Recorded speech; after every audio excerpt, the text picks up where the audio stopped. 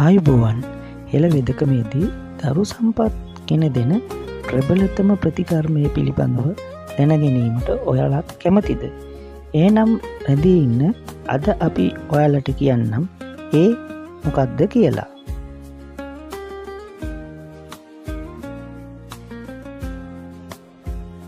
මස් පැද්ද කියන්නේ හෙළ වෙදකමේදී දියවැඩියාව සඳහා ප්‍රතිකාර කිරීමේදී බහුලව භාවිතා කරන ඔසුවකි.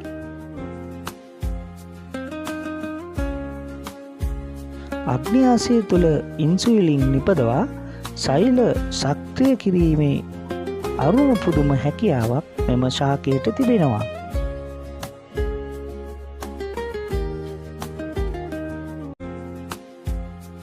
මූත්‍රා ආබාධ, අක්මා රෝග, ග්‍රන්ථි ඉදිමුම් සඳහා මෙය වටිනා ඔසුවක් වෙනවා.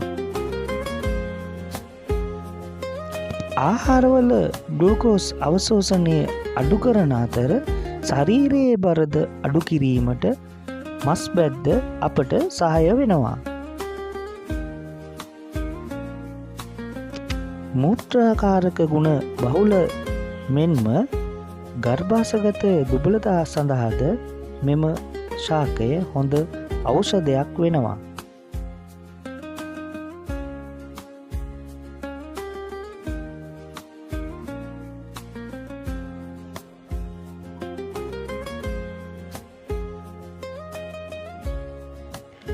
දරුඵල නැති අවස්ථාවලදී මදාරා සහ මස් පැද්ද යොදා ගනිමින් සිදු කරන හෙළ වෙදකම අතිසාර්ථක ප්‍රතිකාරයක් බව දේශීය හෙළ වෙදකමේ පුස්කල පොත්වල සඳහන් වෙනවා.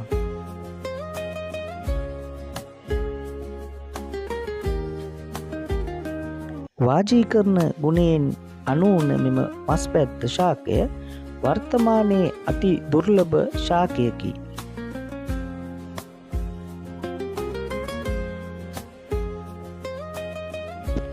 වඳවීගෙන යෑමේ තර්ජනයට මුහුණ පාමින් තිබෙන මෙම ශාකය රැක ගැනීම හෙළ වෙදකමට ඇලුම් දක්වන අපි කාගෙත් වගකීමක් වෙනවා.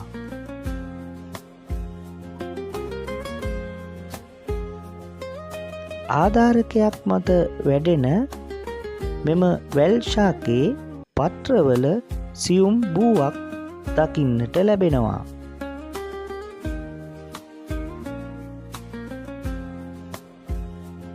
හීන් මස් පැද්ද සහ මහා මස් පැද්ද ලෙස ප්‍රභේද දෙකකින් සමන්විත මෙම ශාකයේ ලා කහපෑති මල් හටගන්නා අතර බීජ සුළඟ මගින් ව්‍යාප්ත වෙනවා.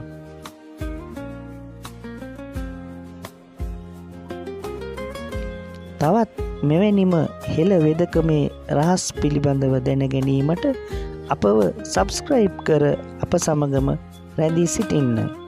ආයුබෝවන්.